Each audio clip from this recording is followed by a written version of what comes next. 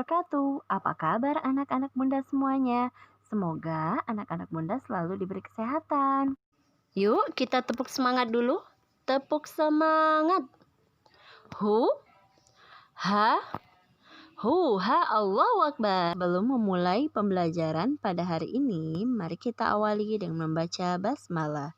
Bismillahirrahmanirrahim. Adapun tujuan pembelajaran pada hari ini, setelah menyimak video pembelajaran, peserta didik dapat 1. Menjelaskan makna dan macam-macam hak, kewajiban, tanggung jawab peserta didik sebagai siswa dan warga negara. 2. Mengidentifikasi sumber panas dan menjelaskan pengaruh panas terhadap benda, serta contoh peristiwa pemuaian dan penyusutan dalam kehidupan sehari-hari. 3. Menjelaskan pengertian, bagian-bagian, ciri-ciri, langkah-langkah membuat teks eksplanasi, cara menemukan info penting, dan membuat ringkasan dari teks eksplanasi. Sebelum masuk ke materi pembelajaran, mari Ananda ingat lagi apa itu hak, kewajiban, tanggung jawab dengan menyimak video berikut.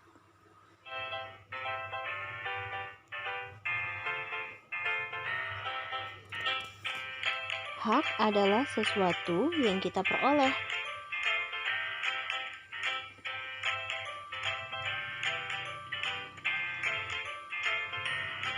Kewajiban adalah sesuatu yang wajib dipatuhi dan dilaksanakan.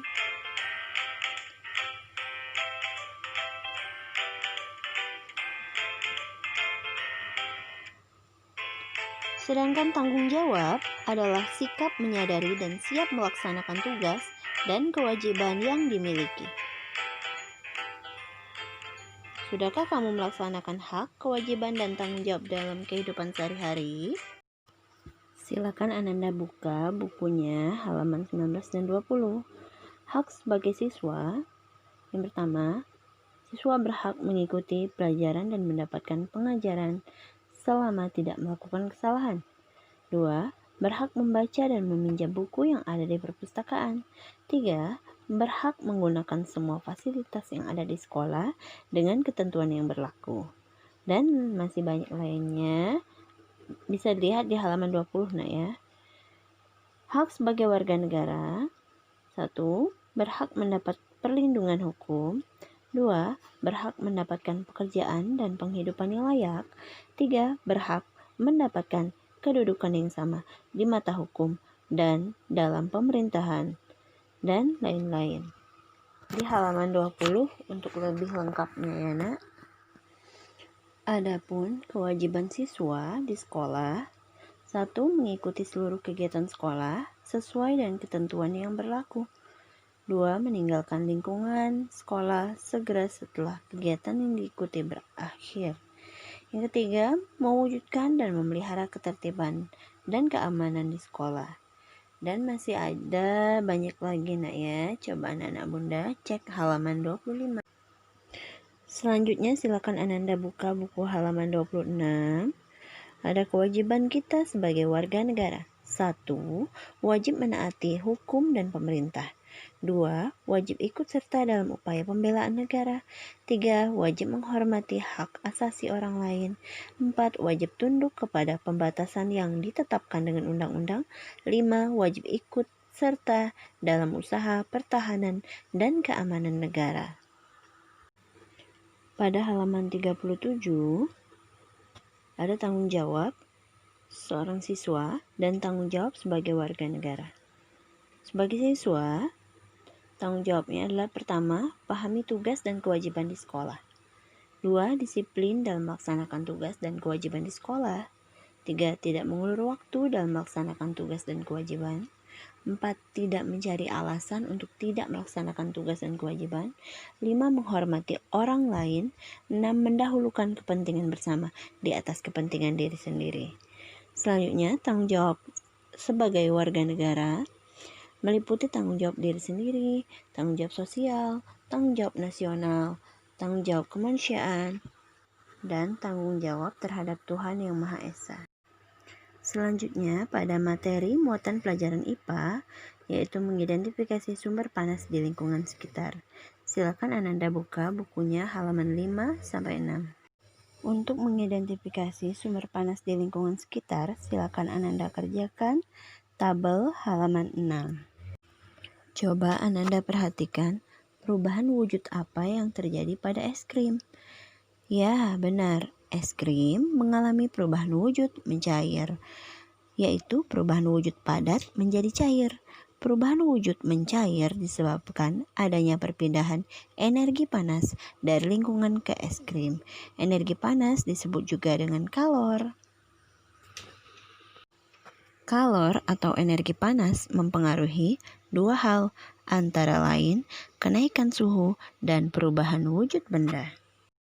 Suhu adalah derajat panas atau dinginnya suatu benda. Adapun kalor adalah energi yang dipindahkan dari suatu benda ke benda lainnya karena perbedaan suhu. Jika sebuah benda dipanaskan, maka suhu benda akan naik. Sebaliknya, jika benda didinginkan, maka suhunya akan turun. Nah, hal ini sama seperti halnya cara membuat termometer sederhana pada kegiatan halaman 9. Perubahan wujud benda padat, gas, dan cair dapat dirangkum dalam skema berikut.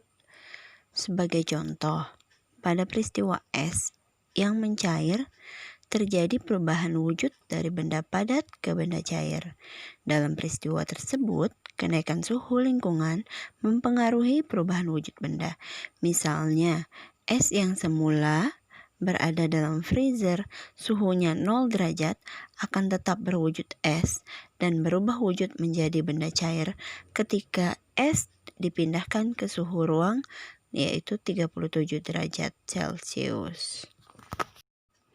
Materi selanjutnya menjelaskan contoh peristiwa pemuaian dan penyusutan dalam kehidupan sehari-hari. Nah, anak-anak bunda udah tahu belum? Memuai itu adalah bertambah besarnya ukuran suatu benda jika dipanaskan. Menyusut adalah berkurangnya ukuran suatu benda jika mengalami penurunan suhu. Berikut adalah contoh peristiwa pemuaian dan penyusutan dalam kehidupan sehari-hari yang terjadi pada benda padat, benda cair, dan benda gas. Materi selanjutnya yaitu muatan pelajaran bahasa Indonesia tentang teks eksplanasi. Adapun pengertian dari teks eksplanasi merupakan teks yang menjelaskan mengenai berbagai peristiwa yang terjadi di sekitar kita, seperti fenomena alam, sosial, dan budaya. Adapun informasi dalam teks eksplanasi disajikan sesuai fakta dan data. 2. Menjelaskan bagian-bagian teks eksplanasi. Bagian teks eksplanasi yang pertama ada pernyataan umum. Bagian ini biasanya berada dalam bagian pembuka. Penulis menceritakan informasi yang telah banyak diketahui orang dan disampaikan secara lugas. Yang kedua, deretan penjelas. Bagian ini berisi informasi tambahan atau pendukung dari persyaratan umum. Yang ketiga, kesimpulan. Bagian ini hasil akhir dari pernyataan umum dan deretan penjelas. 3. Ciri-ciri teks eksplanasi. 1. Memuat informasi-informasi fakta. 2. Membahas suatu fenomena yang bersifat keilmuan atau ilmu pengetahuan. 3. Bersifat informatif dan tidak berusaha mempengaruhi pembaca untuk mempercayai hal yang dibahas dalam teks. 4. Jika teks eksplanasi berupa proses yang menjelaskan sesuatu, terdapat langkah-langkah atau tahapan yang dijelaskan. Langkah-langkah menulis teks eksplanasi. Yang pertama, tentukan dulu hal pokok yang akan dibahas. Yang kedua, carilah informasi sebanyak-banyaknya tentang hal yang akan kamu bahas.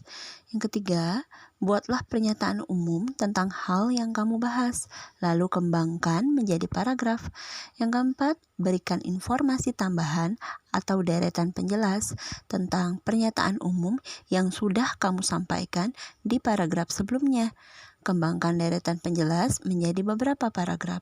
Yang kelima, berikan kesimpulan tentang hal yang sudah kamu bahas berdasarkan pernyataan umum dan deretan penjelasnya. Untuk menemukan informasi penting dalam teks eksplanasi, ada beberapa hal yang sebaiknya diperhatikan dalam menemukan informasi penting dalam teks eksplanasi. Yang pertama, membaca teks dengan seksama. Yang kedua, pahami pernyataan umum terlebih dahulu. Yang ketiga, pahami informasi penjelas atau pendukung. Yang keempat, pahami kesimpulan yang ada di bagian akhir. Untuk membuat ringkasan teks eksplanasi, ada beberapa hal yang harus diperhatikan. Yang pertama, baca dan pahamilah naskah aslinya. Yang kedua, tentukan gagasan utama setiap paragraf. Yang ketiga, tuliskan gagasan utama dan kembangkan menggunakan bahasamu sendiri. Yang keempat, baca ulang ringkasan yang sudah dibuat sebelumnya agar tidak terjadi kesalahan.